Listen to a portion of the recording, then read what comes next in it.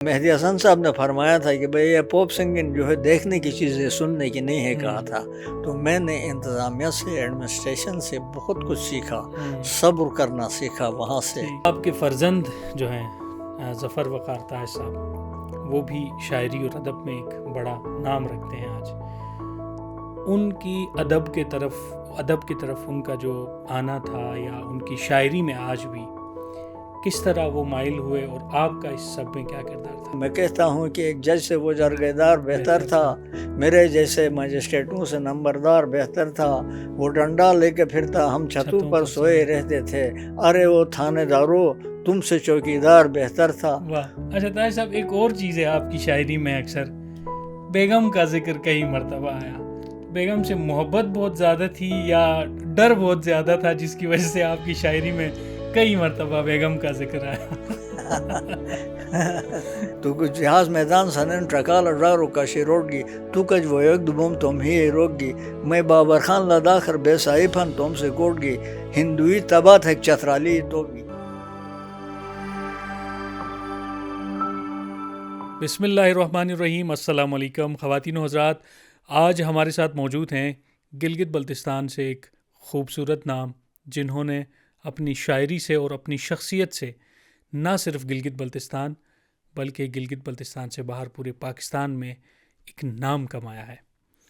جی ہاں، بات ہو رہی ہے عبدالخالق تاج صاحب کی، جو اپنی شاعری سے اور اپنی شخصیت سے بھی دلوں کو چھو لیتے ہیں. آج ہم ان سے ان کی زندگی کے متعلق، شاعری سے ان کی لگاؤ اور گلگت بلتستان میں ادب سے متعلق گفتگو کریں گے آج کے پروگرام میں. تاج صاحب، سب سے پہلے تو آپ کو پروگرام میں خوش آمدید کہیں گے. بہت شکریہ آپ کا، آپ کی بڑی مہربانی، آپ نے مجھے یاد کیا اور اپنا اسٹوڈیو میں مجھے بلایا، یہ میرے لیے آنر ہے. سر، سب سے پہلے مجھے یہ بتائیے گا کہ جو ادبی سفر کا آپ نے آغاز کیا، کیسے آغاز کیا، یا کوئی ایسی شخصیت جن سے آپ نے متاثر ہو کے شاعری کی طرف یا ادب کی طرف مائل ہوئے؟ یہ تو آپ کو پتہ ہے کہ شاعری سکھائی نہیں جا سکتی ہے، وہ نیچر میں شامل ہوتی، فطرت میں آپ کی. تو کوئی بھی شاعر ہو اس کی فطرت میں شامل ہوتی ہے. البتہ شروع میں وہ تک بندی سے شروع کرتا ہے، تو پھر ہوتے ہوتے سوسائٹی، معاشرہ، مشاعرے اس کی فنشنگ کرتی ہیں، اس کو سمجھ آتی ہے. میری شاعری کی جہاں تک تعلق ہے تو میں بچپن سے ہی آواز اچھی تھی، دوسروں کے شنا کلام میں گایا کرتا تھا. ٹھیک. تو ہوتے ہوتے جب میٹرک تک میں پہنچا تو مجھے اپنے سمجھ آ گئی کہ میں نے شنا شاعری کس طرح کرنی ہے اس کی، اور معنی خیز شاعری کس طرح کرنی ہے، کس طرح کلام بنانا ہے، دھن پر کس طرح فٹ کرنی ہے. شاعری کے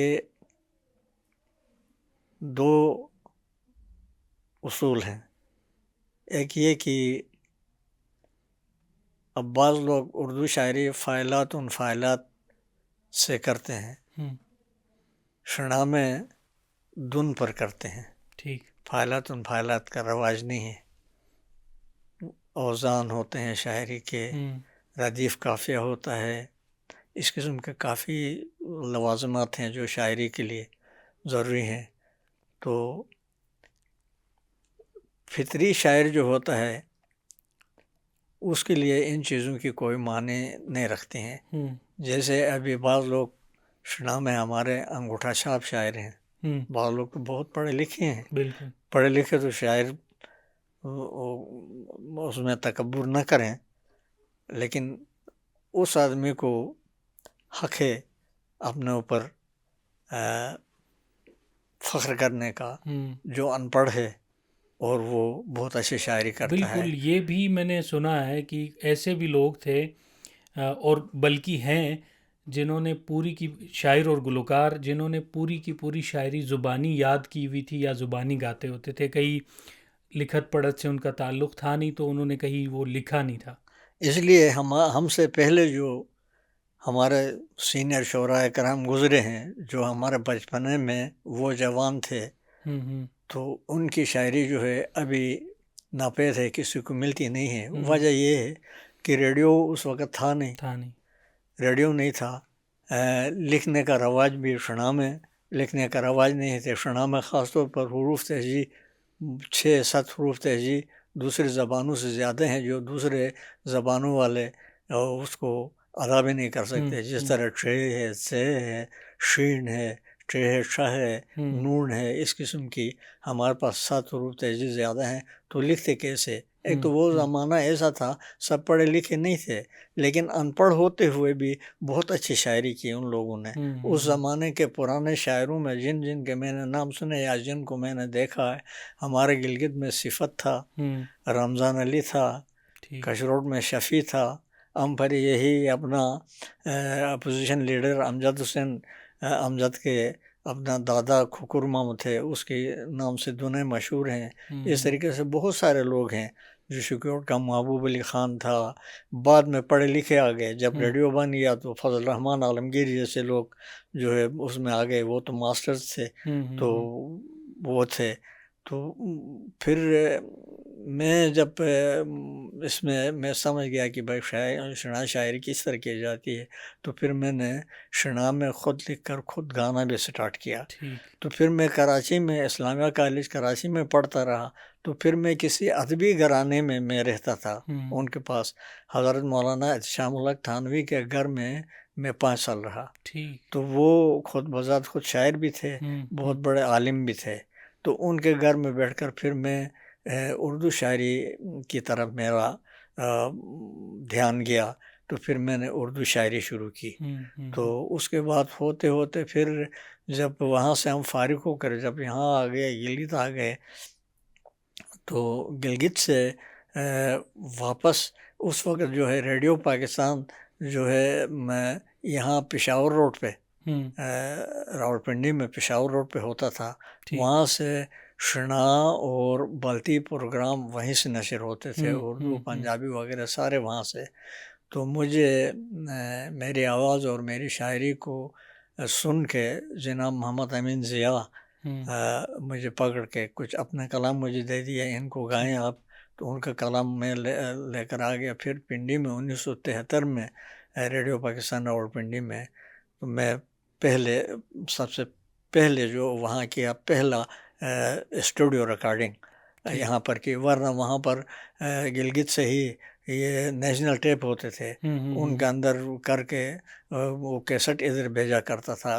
جناب ضیاء صاحب وہاں ریڈیو پاکستان کے نمائندہ ہوتے تھے، تو وہ لے کر پھر مجھے ادھر آ گئے، تو ان کے کچھ کلام میں نے گائے، فضل الرحمان کے عالمگیر کے کلام گائے، یعقوب علی طاہر کے کلام گائے، اچھا عبدالرازق وکیل کے کلام گایا، پھر اپنے کچھ کلام گائے، 10-12 کلام میں نے گائے۔ تو اس کے بعد ایک دفعہ ریڈیو میں آدمی چلا جائے تو اس کے بعد پھر ریڈیو کا کی ضرورت بن جاتا ہے، اور ریڈیو شاعر کی ضرورت، گلوکار کی ضرورت، اور گلوکار اور شاعر جو ہے ریڈیو کی ضرورت ہو جاتے ہیں۔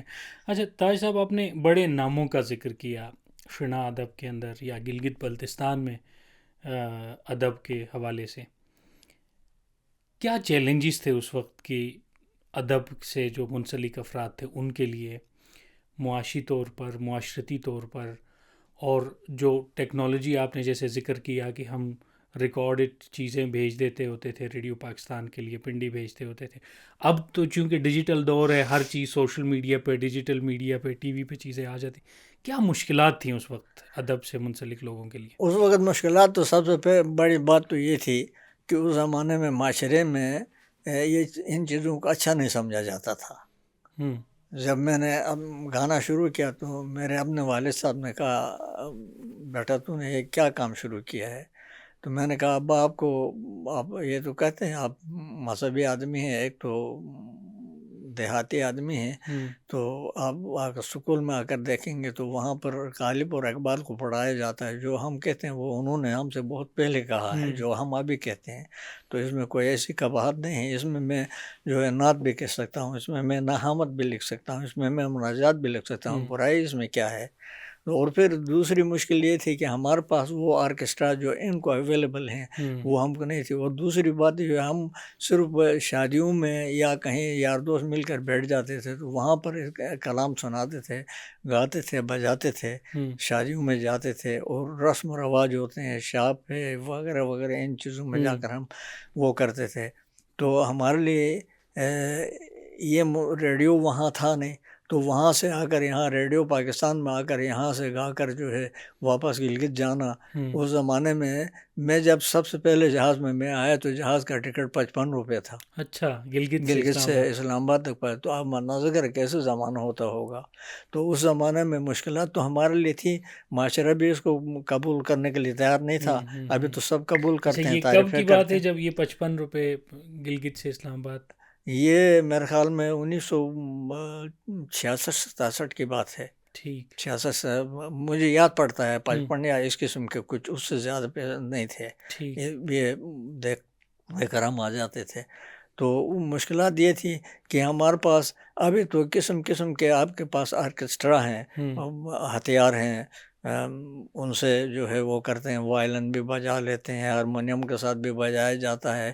تو ہم صرف جو ہے تو تک ہمارے پاس ہوتی تھی, طبلے اور ایک بڑا ڈول ڈرم, یہ چیزیں ہوتی تھی. تو ان کے ساتھ جو ہے ہم یہ ہے کر کے ہم جو ہے گاتے تھے. آج کل تو یہ نہیں ہے, آج کل تو ہارمونیم آپ کی آواز کو خود بوسٹ کرتی ہے. ہمیں بوسٹ کرنے کے لیے کوئی چیز تھی نہیں, ایکو ہمارے پاس نہیں تھا. آج کل ایکو دیتے ہیں, آوازیں خوبصورت ہو جاتی ہیں, وہ ہو جاتی ہیں. تو ہمارے لیے کافی مشکلات تھی, لیکن ان مشکلات کا زمانے کے مشکلات کو حل کرتا ہے. تو ہوتے ہوتے جو ہے بعد میں ہارمونیم تک پہنچے, تو ہمارے پاس ستار تو تک اور یہ چیزیں ہوتی تھی. تو میں آپ کو ایک قصہ سناؤں, جب ہمیں لاہور بلایا گیا 1980-81 میں کہ بھائی آرکیسٹرا کے ساتھ آپ کریں, تو وہاں جا کر جو آرکیسٹرا کے ساتھ کیا تو ان ریکارڈز کے لیے جو ہے لوگوں کی فرمائشی بہت کم آ گئی, کیونکہ ہمارے لوگ ان پر عادی نہیں ہیں. ابھی لوگ ہوتے ہوتے ابھی آہستہ آہستہ جس طرح پاپ سنگنگ پر عادی ہوتے ہیں, یہ مہدی حسن صاحب نے فرمایا تھا کہ بھئی یہ پاپ سنگنگ جو ہے دیکھنے کی چیز ہے, سننے کی نہیں ہے, کہا تھا. تو ابھی جو ہے لوگ ہوتے ہوتے آپ اس پر عادی ہو گئے. اب کلاسیکل میں بہت کم لوگ کلاسیکل سنتے ہیں. اب رفیع اللہ تعالیٰ اور پھر جا کر 14ویں کا چاند ہو یا آفتاب ہو, اس قسم کے بہت خوبصورت کلام ابھی آپ کو نہیں ملیں گے. ابھی پاپ سنگنگ ملیں گے اور ڈانس کرتے ہوئے کچھ نہ کچھ کرتے ہیں. لیکن اسی طریقے سے ابھی ہماری شنا میں بھی آرکیسٹرا بیچ میں آ چکا ہے. ابھی لوگ اس کو قبول کرنے لگے ہیں. ہمارے زمانے میں یہ چیزیں قبول نہیں کرتے تھے. تو یہ مشکلات کو ہم نے بہت اس سے پار کر لیا. اچھا تاج صاحب, گلگت بلتستان کی شاعری یا گلگت بلتستان کا جو ادب ہے وہ باقی ادب سے یا باقی کسی اور خطے کے یا پاکستان کے دیگر حصوں سے کس طرح مختلف ہے, اور وہ گلگت بلتستان کا جو کلچر ہے اس کی کس طرح سے عکاس ہے؟ وہ اس طرح ہے کہ ہر علاقے کے, ہر معاشرہ اور ہر علاقے کے اپنے رسم و رواج اور اپنے اٹھک بیٹھک, اس کے رہن سہن کے طریقے ہوتے ہیں, ان کے اپنا کلچر ہوتا ہے, ان کا اپنا ماضی ہوتا ہے. تو اپنے اس حساب سے وہ کلام کہتے ہیں. تو اب گلگت کے میں کسی پھول کا میں وہ کہوں تو جو یہاں نہیں ہوتا ہو اس کا کیا کریں گے, جو یہاں ہوتا ہے وہاں نہیں ہوتا ہے. فرض کریں میں مچھور کا وہ کرتا ہوں, فرض کریں میں اس کا پشول کا کہتا ہوں, فرض کرو میں اپنے جنگلی کسی بیباری کا کہتا ہوں, جنگل کی کسی چیلی کا میں کہتا ہوں. تو وہ یہاں تو ہے نہیں. تو ہم میں اور ان میں فرق یہ ہے. تو یہ جو ہے بالکل ہی اپنے معاشرے کے مطابق, اور ہم اپنے معاشرے اور ماحول کے مطابق شاعری کرتے ہیں. اچھا, جو شاعر ہوتے ہیں یا پھر جو ادب سے جن لوگوں کا تعلق ہوتا ہے ان کی جو شخصیت ہوتی ہے وہ بھی بہت نرم طبع لوگ ہوتے ہیں, اور آپ سے بھی یہ منسوب ہے کہ لوگ کہتے ہیں کہ آپ کی شاعری کے علاوہ آپ کی جو شخصیت ہے وہ بھی بہت نرم اور بہت ہی خوبصورت ہے. تو کیا پہلو ہیں زندگی کے وہ جنہوں نے آپ کی شخصیت کو بھی آپ کی شاعری میں ڈھال لیا اور آپ کی شاعری آپ کی شخصیت میں آ گئی؟ یہ اس طرح ہے کہ بعض لوگوں کی فطرت سخت ہوتی ہے، تشدد پسند ہوتی ہے، تو میری فطرت میں چونکہ میرا گھرانہ جو ہے وہ انتہائی پڑھا لکھا تھا اس زمانے سے، بہت پہلے سے اپنے بڑوں سے ہم نے سیکھا۔ دوسری بات یہ ہے کہ جو آدمی ایڈمنسٹریشن میں ہوتا ہے اس کو صبر کیے بغیر کوئی کام ہوتا نہیں، آپ نہیں چلا سکتے۔ آپ کو قسم قسم کے مسائل آپ کو درپیش ہوں گے، آپ کو جو ہے فرقہ وارانہ فسادات سے آپ کا پالا پڑے گا، آپ کو لوگوں کے مقدمات سے پالا پڑے گا، کسی کے خلاف آپ فیصلہ دیں گے تو وہ آپ سے ناراض ہوگا، کسی کے حق میں دیں گے تو وہ آپ کی تعریفیں کرے گا، یہ ساری چیزیں آپ نے برداشت کرنی ہے۔ تو میں نے انتظامیہ سے، ایڈمنسٹریشن سے بہت کچھ سیکھا، صبر کرنا سیکھا وہاں سے، اور وہاں سے صبر کرنا سیکھا، اور لوگوں کو سکھانا سیکھا، لوگوں کو سمجھانا سیکھا۔ تو اس طریقے سے اللہ تعالیٰ نے مجھے میری فطرت میں صبر و شکر کا عنصر زیادہ دیا، تو اس لیے آج میں ریٹائرڈ ہو گیا ہوں تو میرے لوگ آج بھی مجھے یاد رکھتے ہیں، میں ان کا شکر گزار ہوں۔ آپ کے فرزند جو ہیں ظفر وقار تاج صاحب، وہ بھی شاعری اور ادب میں ایک بڑا نام رکھتے ہیں آج۔ ان کی ادب کے طرف ان کا جو آنا تھا یا ان کی شاعری میں آج بھی کس طرح وہ مائل ہوئے، اور آپ کا اس سب میں کیا کردار تھا؟ اس میں اول تو آپ اس کی کتابیں میں نے لائیں، اس میں پڑھے، اس نے وہ اعتراف کے عنوان سے اعتراف بھی کیا ہے، اور یہی ہے کہ میرے پاس، میرے گھر میں اول تو میں خود شاعر تھا، میرا بڑا بھائی بھی شاعر تھا، میرا فرسٹ کزن پروفیسر عثمان بہت اچھا لکھاری تھا، تو وہاں سے بھی، گھر سے بھی آدمی کو کچھ نہ کچھ ملتا ہے۔ تو پھر میرے یار دوستوں میں ایک شاعر ہوتے ہوئے، ایک گلوکار ہوتے ہوئے، ریڈیو کا آرٹسٹ ہوتے ہوئے، میرے گھر میں آرٹسٹ آتے تھے، میرے گھر میں شعراء آتے تھے، میرے گھر میں سنگرز آتے تھے، تو ہفتے میں، مہینے میں، 2 مہینے میں کبھی کبھار میں اپنے گھر میں مجلس برپا کرتا تھا، مشاعرے کرتا تھا۔ تو پھر بعد میں وہاں حلقہ ارباب الذوق بنا، تو اس میں جو ہے شعراء کرام وہاں حلقے کے منتھلی مشاعرے ہوتے تھے۔ پھر میں آرٹس کونسل کا تقریباً 15 سال میں پریزیڈنٹ رہا، تو آرٹس کونسل میں بھی میں ان کو مشاعروں میں لے جاتا رہا، میں ان کو جو ہے آرٹس کونسل کے فنکشنز میں ان کو لے جاتا رہا، تو اس سے یہ متاثر ہوا۔ تو اس کے اندر جراثیم تو پہلے سے تھے، تو اس نے پھر شروع میں ایک تک بندی کی۔ تو میں نے کسی ڈائری میں اس دن یہ خود اپنے انٹرویو میں بتا رہا تھا کہ میں نے ابا کی ڈائری پڑھ لی، تو اس ڈائری میں لکھا تھا کہ یہ لڑکا بڑا ہو کر شاعر ہوگا، تو مجھے کہتا ہے کہ اس سے مجھے میرے جذبات کو مہمیز ملی، تو میں اور وہ تیز ہو گیا۔ تو جس گھر میں ادبی محفلیں جمتی ہوں، جس گھر میں ادیب اور ادب والے آتے ہوں، جس گھر میں موسیقی اور موسیقار آتے ہوں، جس گھر میں 3-4 ستار لٹکے ہوئے ہوتے ہوں، تو اس گھر سے شاعر اور گلوکار اور آرٹسٹ اور ادبی لوگ برآمد ہی ہوں گے، اور کیا ہو سکتا ہے۔ ٹھیک، اچھا، ابھی جو میں سوال کرنے لگا ہوں، اس سوال کے بعد وہ جو شعر کے بارے میں پوچھنے لگا ہوں، وہ شعر بھی پہلے پڑھ دیجیے گا، پھر اس کا جواب دے دیجیے گا، یا جواب دے کے اینڈ پہ وہ شعر پڑھ دیجیے گا۔ اچھا تاج صاحب، آپ کی ایک شاعری ہے جس میں آپ فرماتے ہیں کہ میں کہتا ہوں کہ ایک جج سے وہ جرگہ دار بہتر تھا۔ آپ خود ایڈمنسٹریشن میں رہے ہیں، مجسٹریٹ رہے ہیں، کیا ایسی چیز تھی جس نے آپ کو یہ کہنے پہ مجبور کیا کہ میں کہتا ہوں کہ ایک جج سے وہ جرگہ دار بہتر تھا؟ بالکل مجھے یہ یاد بھی ہے، پسند بھی ہے۔ وجہ یہ ہے کہ اس کا بیک گراؤنڈ یہ ہے کہ ہمارے زمانے میں ایف سی آر کا زمانہ تھا۔ ایف سی آر میں جو ہے قتل کا فیصلہ جرگہ داران کے حوالہ ہوتا تھا، 4-5 جرگہ دار ہوتے تھے، وہ کسی چنار کے درخت کے نیچے بیٹھ کر یا مسجد میں بیٹھ کر ہفتے کے اندر وہ اس کا فیصلہ لکھ کر اے پی اے کو دے کر فارغ کرتے تھے۔ ابھی جو ہے بعد میں، اس کے بعد جو ہے ابھی ججز آ گئے، مجسٹریٹس کے پاس آ گئے، تو ایک جج کے پاس یہ فیصلہ کوئی اپیل آپ کر لیتے ہیں، کوئی دیوانی اپیل کر لیتے ہیں، تو اس کے نیچے آپ نے اپنے ورثاء کو لکھنا ہوتا ہے. کوئی آپ کی زندگی میں اس فیصلے نے ہونا نہیں ہے تو آپ ورثاء تب لکھ رہے ہیں. آپ یہاں دیکھ رہے ہیں لوگ اندر جیل میں مرتے ہیں، فیصلے بعد میں آ جاتے ہیں. تو ان کو دیکھ کر میں نے کہا ہے، میں نے کہا کہ بھائی میں کہتا ہوں کہ ایک جج سے وہ جرگیدار بہتر تھا، میرے جیسے مجسٹریٹوں سے نمبردار بہتر تھا. وہ ڈنڈا لے کے پھرتا، ہم چھتوں پر سوئے رہتے تھے. ایک زمانے میں گلگت میں بجلی کہاں ہوتی تھی، گرمیوں میں چھت کے اوپر سوتے تھے، ٹھنڈی ہوا چلتی تھی، تو اس وقت نہ چوری تھے نہ کچھ. ورنہ ابھی تو چھت پر کیا، ابھی تو گھر میں نہیں سو سکتے ہیں، حالات یہ ہیں. تو اس لیے میں نے کہا، میں کہتا ہوں کہ ایک جج سے وہ جرگیدار بہتر تھا، میرے جیسے مجسٹریٹوں سے نمبردار بہتر تھا. وہ ڈنڈا لے کے پھرتا، ہم چھتوں پر سوئے رہتے تھے. ارے وہ تھانے دارو، تم سے چوکیدار بہتر تھا.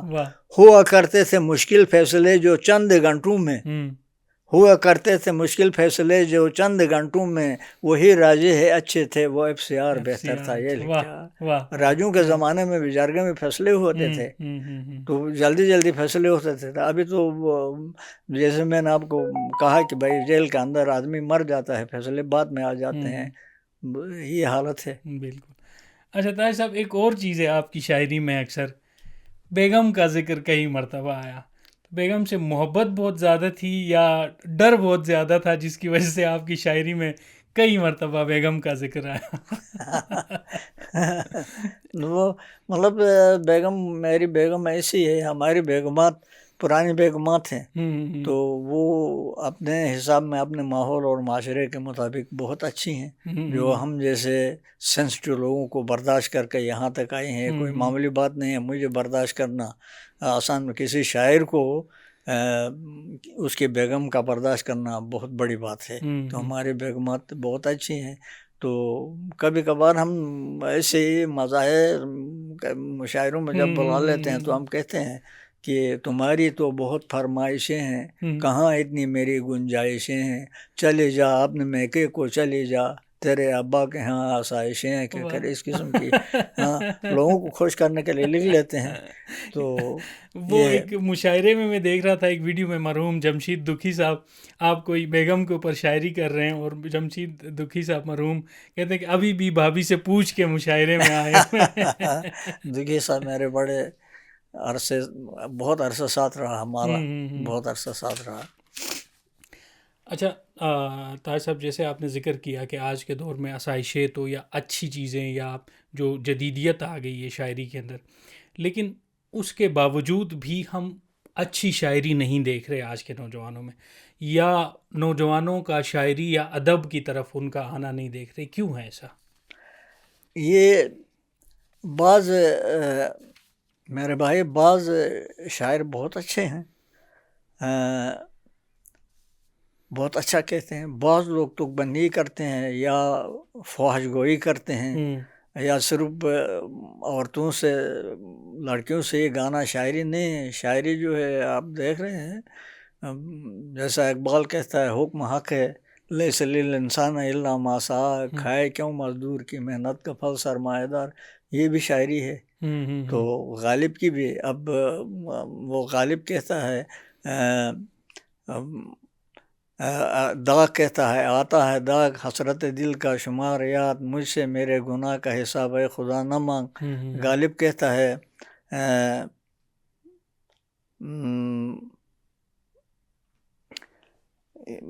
حسرت کے ملے داد یا رب، اگر ان کردہ گناہوں کی سزا ہے. غالب کا اور ان کا داغ دہلوی کا آپس میں ملتا ہے. تو اس قسم کی یہ شاعری بھی آج کل کہتے ہیں. جس طرح ابھی میں کہوں گا تو بعض لوگ کہیں گے یہ اپنے باپ بیٹے کی تعریف کرتا ہے، بیٹا باپ کی تعریف کرتا ہے. لیکن کوئی آدمی تعریف کے قابل ہوتا ہے تو میں تعریف کرتا ہوں. ابھی ظفر کی تعریف تو اس میں آپ پڑھ لیں، محمد امین ضیاء صاحب نے کیا لکھا ہے. حفیظ شاکر نے کیا لکھا ہے، خوشی محمد طارق نے اس کے بارے میں کیا لکھا ہے، میں نے تو لکھا نہیں، تو ان لوگوں نے اس کے بارے میں کیا لکھا، تو یہ ایسے ابھرتے ہوئے شاعر ہیں، اور پھر جو ہے یہ اپنے ماحول کو اور اس کے مطابق، معاشرے کے مطابق بولتے ہیں، لیکن بہت اچھا بولتے ہیں۔ پرانوں نے بھی بہت اچھا کہا۔ اب ایک اگرچہ وہ تک بندی ہے لیکن اس میں ہسٹری ملتی ہے، ایک شاعری وہ کہتے ہیں کوئی جہاز میدان سرن رکال ڈارو کا شروڑگی، جیسے حاجت قبول ابھی بتا رہا تھا جہاز میدان میں کام کیا ہے گلگت کا، تو جہاز میدان سنن ٹرکال ڈارو کا شروڑگی تو کج وہ ایک دبوم تم ہی روگی میں بابر خان لداخر بے صاحبن تم سے کوٹ گی ہندوئی تبات ہے چترالی تو بھی۔ اس میں جو ہسٹری ملتی ہے، اب اگرچہ تک بندی ہے لیکن ہسٹری آپ دیکھیں، جہاز میدان بن رہا، اس کا ذکر ملا آپ کو۔ بابر خان صاحب اپنے فوجیوں کو لے کر اس وقت جنگ میں لداخ میں تھے، کہتا بے صاحب ہے، اس کے پاس اتنی نہ افواج ہیں نہ کچھ ہیں، اور یہ ہسٹری آپ کو دے رہا ہے، اس سے آپ کو ہسٹری ملتی ہے۔ اس قسم کے پرانے شاعر اگرچہ ہے تک بندی کی، لیکن اس میں جو ایک مصرع جو ہے آپ کو ہسٹری کا ملے گا، ایک مصرع حسن کا ملے گا، تو کچھ نہ کچھ تو ہے۔ بالکل بالکل بالکل۔ اچھا سر، آپ نے ذکر کیا کراچی میں اپنی رہائش کا اور ایک ادبی اور مذہبی گھرانے میں، تو ادب تو وہاں سے آپ نے حاصل ہی کر لیا، مذہب یا دین کی طرف کتنا راغب ہو، اور پھر اس کو اپنی شاعری میں کیسے ڈالا؟ یہ آپ کی بڑی مہربانی، آپ نے بہت اچھا سوال پوچھا ہے۔ تو شاعر صرف جو ہے غزلیں تو نہیں لکھتا ہے، نعت بھی لکھتا ہے، حمد بھی لکھتا ہے۔ تو حمد کی میں نے آج تک جو ہے جرات نہیں کر سکا، خدا کو کس طرح میں کور کر سکتا ہوں، لیکن نعت میں نے پڑھی ہے، لکھی ہے، بہت ساری نعتیں لکھی ہے، جو مجھے پسند ہے وہ نعت میں آپ کو سنا دیتا ہوں۔ لکھا ہے: مجھے بھی اس زمانے میں اگر پیدا خدا کرتا، مجھے بھی اس زمانے میں اگر پیدا خدا کرتا، محمد مصطفیٰ پر بدر میں یہ جاں فدا کرتا۔ سبحان۔ مجھے بھی اس زمانے میں اگر پیدا خدا کرتا، محمد مصطفیٰ پر بدر میں یہ جاں فدا کرتا۔ اگر میں جنگ کے قابل نہ ہوتا تو میں کیا کرتا، اگر میں جنگ کے قابل نہ ہوتا تو میں کیا کرتا، محمد مصطفیٰ کے کم سے کم جوتے صفا کرتا۔ سبحان اللہ، سبحان اللہ۔ اور جو بڑھیا پھینکتی رہتی تھی کچرا تیرے راستے میں، جو بڑھیا پھینکتی رہتی تھی کچرا تیرے راستے میں اس کچرے کو آقا اپنے ابرو سے صفا کرتا۔ واہ واہ، سبحان اللہ، سبحان اللہ۔ وہ اپنے دست اطہر سے نبی مجھ پر سزا کرتا، وہ اپنے دست اطہر سے نبی مجھ پر سزا کرتا، نبی کے سامنے ایک کاش میں کوئی خطا کرتا۔ سبحان اللہ۔ اور پھر جہاں بھر کے مریضوں کے لیے اس سے دوا کرتا، نبی کے غسل کے پانی کو میں آب شفا کرتا۔ واہ واہ، سبحان اللہ۔ اور پھر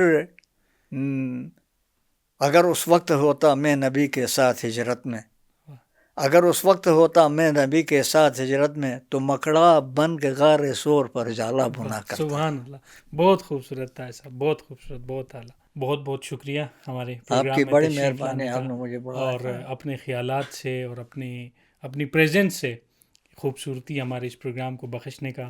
ہماری دعا ہے کہ اللہ تعالیٰ آپ کے قلم سے اس علم کی یا اس ادب کی روشنی کو مزید آگے بڑھاتے رہیں اور آپ کو صحت کاملہ عطا کریں۔ خواتین و حضرات، آج کے پروگرام سے اتنا ہی۔ خوش رہیے اور خوشیاں بانٹیں، اور اگلے پروگرام تک ہمیں اجازت دیجیے گا۔ اللہ حافظ۔